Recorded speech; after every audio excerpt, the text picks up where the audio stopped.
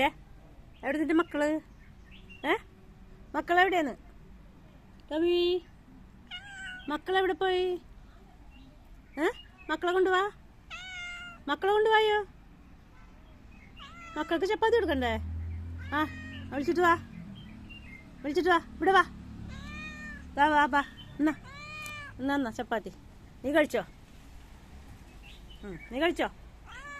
നീ കഴിച്ചോ? എന്നിട്ട് കൊടുത്താൽ മതി മക്കൾക്ക്. കഴിക്കും. അങ്ങനെ കഴിച്ചോ? കഴിക്കാൻ കഴിച്ചോ? എന്തേ വേണ്ട?